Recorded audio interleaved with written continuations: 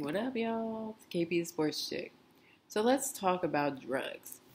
So you have in the NFL. Let's just talk about the NFL specifically.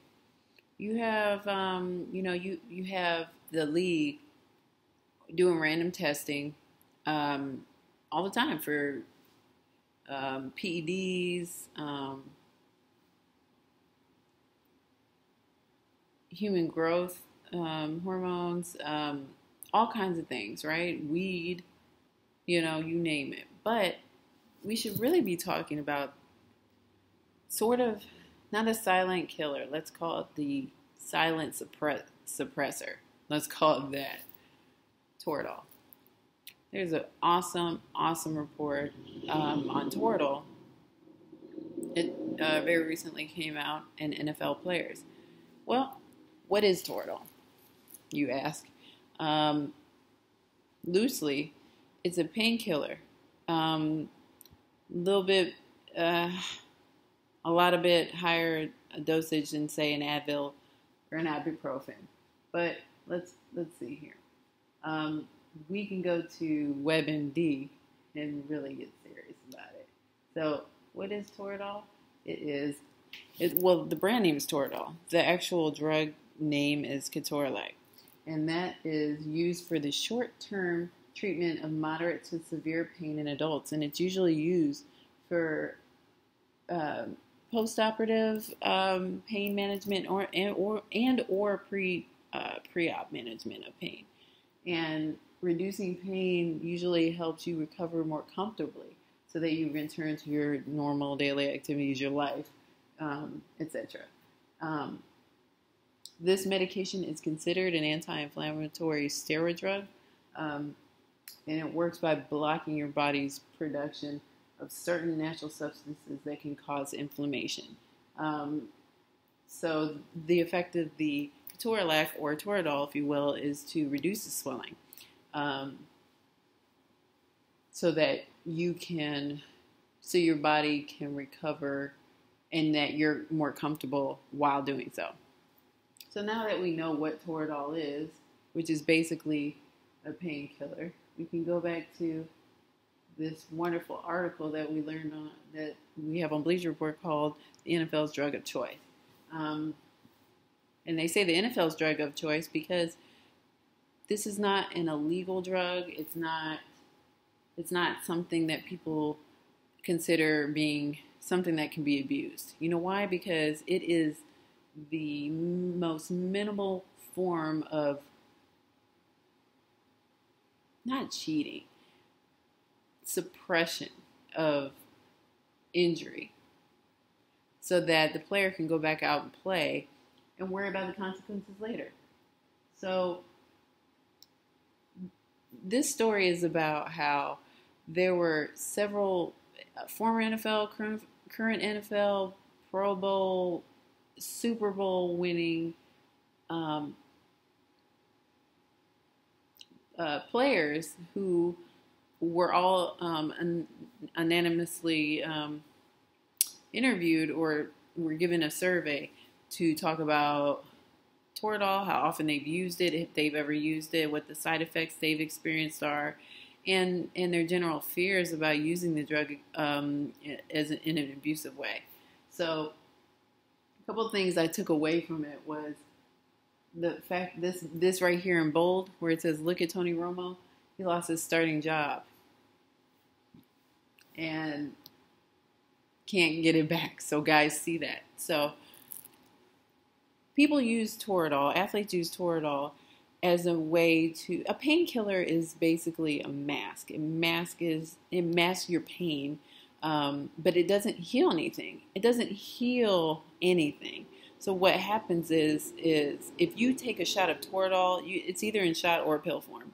And so if you take a shot of Toradol, if you pop a pill, or 2 or 4 or 7, then what ends up happening is you do feel relief. If you have pain from an injury or a surgery, or if you broke a finger or something like that, and we're talking about the NFL here, and you feel like you can't go out because either the team needs you, or you feel like you're going to get replaced, or you're older, then you're going to take that shot and you're going to take that pill. It's going to mask the pain, and you are not going to have any way of knowing how much more damage you are doing to that injury.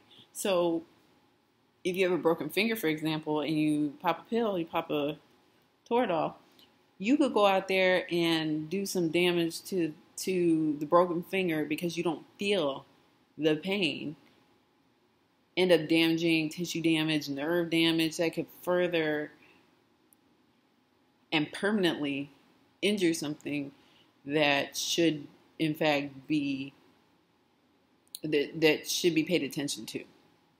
And so that's what happens. The masking of the pain is that's why it's so dangerous if abused, because you can, and in this case it is, because, you know, me, for example, if I go into surgery and I have a little Toradol after the procedure, my job is not to go out and hit people as hard as like a car would hit me. So I could take the Toradol and, you know, relax and be fine and recover. That's how it's meant to be used. But when you're using it to mask pain so that you can play a full contact sport, only to come back and the probability is that the injury will be worse, that's the issue. And that's dangerous. And so a couple things I took away from this was that the main question was, does your team use Toradol? 98% of the 50 people surveyed said yes. This NFC offensive lineman says, I've used it every single game for the past 4 or 5 years. So another one is, what side effects do you experience from taking Toradol? So of the 50, basically there's not a lot of side effects here. 41 out of the 50 said that they had no side effects. But like I said, here's a quote from another NFC offensive lineman that says the pain, it didn't mask it up to 100% at all. It just made it tolerable. So if you're saying that, then is it worth it? Is it worth it? And then another couple of things I took away was how long these players have been using Toradol. Look at this. Once, 3 times. Weeks, 16 of the people surveyed said they've been taking it for weeks. Months, 8, and years, 23 of the 50 have been taking Toradol for years. So to me, it's mind-boggling. I have a history of working in the medical field, and this is mind-boggling to me that there's no real education on a drug like Toradol, because it's not necessarily a bad thing. Its intent isn't to be abused, but if abused, it can be super dangerous just because it creates this mask from pain, a temporary mask from pain, just like aspirin or ibuprofen, things like that.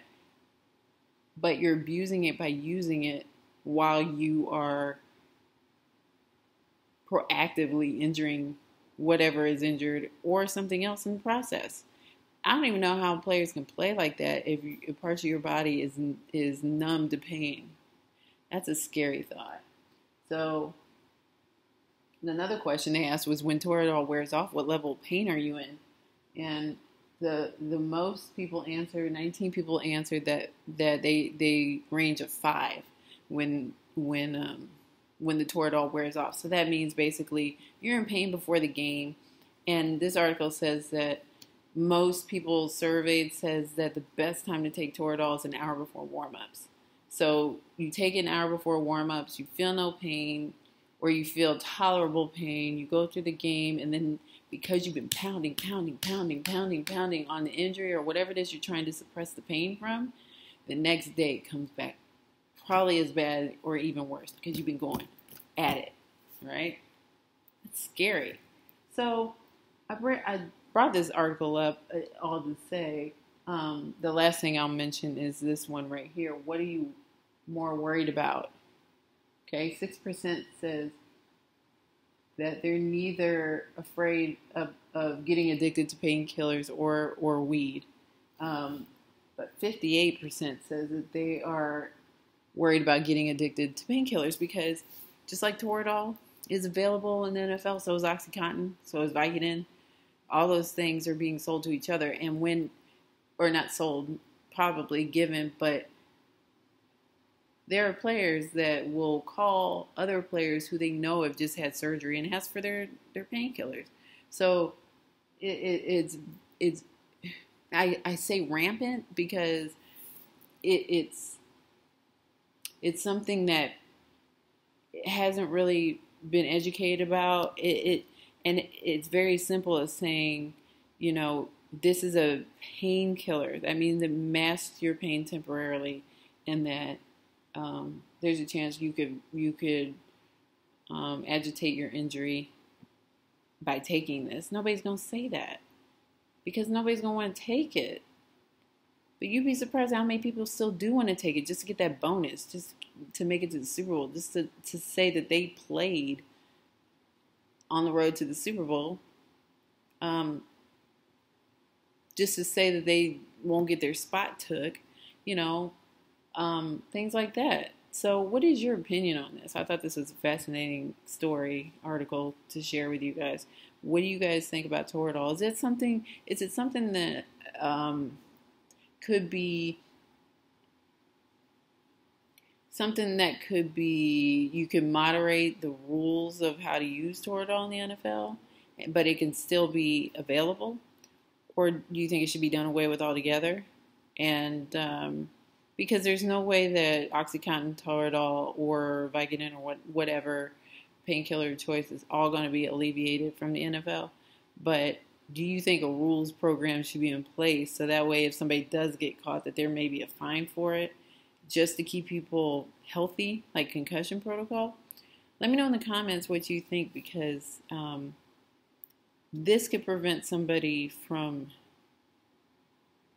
things like CTE, permanent brain damage, broken backs, weaker bodies, tissue damage. That tissue damage could create brittle bones and change of gait, the way you walk, things like that. Let me know what your opinion is on this, and I look forward to seeing them.